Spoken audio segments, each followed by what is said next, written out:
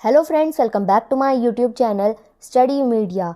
आज मैं आपके लिए लेकर आई हूँ क्लास 8 सामाजिक एवं राजनीतिक जीवन की कार्य पुस्तिका का अध्याय 5, जिसका नाम है न्यायपालिका। पिछली वीडियो में मैंने आपको अध्याय 4 कानूनों की समझ करवाया था।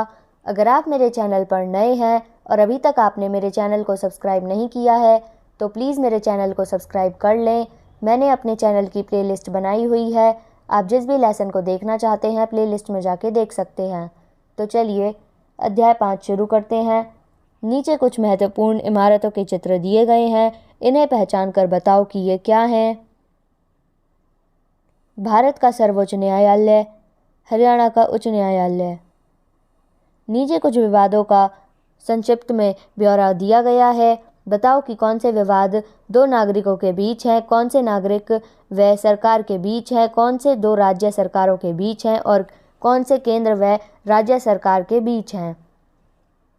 सुधीर अपने पड़ोसी की 200 वर्ग फीट जमीन पर कब्जा कर लेता है। दो नागरिकों के बीच हाईवे रोड बनाने के कारण रोड के किनारे पाई जाने वाली दुकानों को तोड़ा जा रहा है। नागरिकों और सरकार के बीच, दो राज्यों के बीच बहती हुई नदी के पानी के बंटवारे पर विवाद हो रहा है। दो राज्य सरकारों के बीच, एक सरकारी कार्यकर्ता को अपनी पेंशन न मिलने पर वह राज्य सरकार पर मुकदमा करता है। सरकारी कार्यता व राज्य सरकार के बीच, एक बांध बनाने के कारण गांव के लोग अपने घर और खेती की ज़मीन खो देते हैं। नागरिकों व सरकार के बीच, सरकार कॉलेज विद्यार्थियों के समूह को प्रशासन के विरुद्ध एक शांतिपूर्ण जुलूस निकालने को नहीं देती है। नागरिकों व सरकार के बीच, एक सरकारी कार्यकर्ता को बिना कारण अपनी नौकरी से निकाल दिया जाता है। नागरिक व सरकार, बच्चों की स्कूली शिक्षा पर के खर्च पर एक राज्य और केंद्र सरकार के बीच विवाद।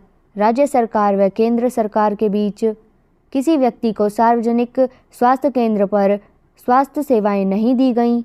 नागरिक व सरकार के बीच, निम्नलिखित खानों में उपयुक्त उत्तर भरो।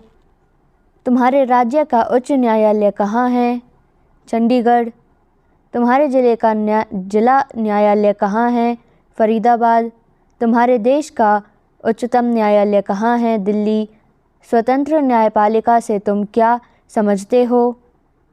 न्यायपालिका को स्वतंत्र होना क्यों ज़रूरी है? स्वतंत्र न्यायपालिका का अर्थ है बिना किसी के दबाव में स्वतंत्र फैसले करना।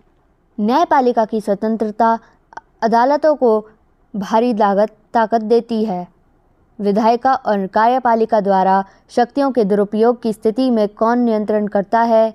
इसका उत्तर है न्यायपालिका। हमारे देश में अलग अलग स्तर पर अदालतें हैं। नीचे अदालतों का प्रकार व उनके सामने उनका स्तर दिया गया है। तीर के निशान द्वारा अदालत को उसके स्तर से मिलाओ। उच्चतम न्यायालय, राष्ट्रीय स्तर, उच्च न्यायालय, राज्य स्तर, जिला न्यायालय, जिला स्तर। नीचे कुछ वाक्य न्यायिक प्रक्रियाओं व न्यायालयों के संबंध में दिए गए हैं। जो वाक्य सही हैं उन पर सही का निशान व जो वाक्य गलत हैं उन पर गलत का निशान लगाओ। निचली अदालत के फैसले से सहमत नहीं होने पर आगे अपील नहीं की जा सकती है। गलत। उच्च न्यायालय के फैसले के बाद उच्चतम न्यायालय में अपील की जा सकती है। सही। किसी नुकसान या क्षति की भरपाई को मुआवजा कहते हैं। सही। लोगों को उनकी ज़मीनों मकानों से हटाने को बेदखली कहते हैं। सही। अदालत के आरोपों से मुक्त होने को बरी होना कहते हैं। सही। दीवानी कानून के उल्लंघन होने पर पहले पुलिस के पास जाना ज़रूरी है। सही। फौजदारी कानून के अंतर्गत अगर तुम दोषी पाए जाओगे तो तुम्हें जेल भेजा जा सकता है। सही।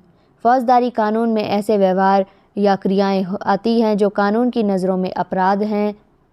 दीवानी कानून उन मामलों में होता है जहां व्यक्ति विशेष के अधिकारों का उल्लंघन या अवहेलना होती है। इधर कुछ उदाहरण दिए गए हैं, इनका वर्गीकरण कर लिखो कि ये मामले दीवानी कानून से संबंधित हैं या फिर फौजदारी कानून से। हत्या, ज़मीन पर कब्जा, डकैती, पत्नी को मारना, मकान पर कब्जा, उधार नहीं चुकाना, परीक्षा में नकल करना, बिना टिकट यात्रा करना, खाने। फौजदारी कानून, चोरी, दहेज के लिए, औरत को तंग करना, हत्या, डकैती, दीवानी कानून, ज़मीन की बिक्री, चीज़ों की खरीदारी, किराया, तलाक। तो यहाँ पे ये वीडियो ख़त्म होती है।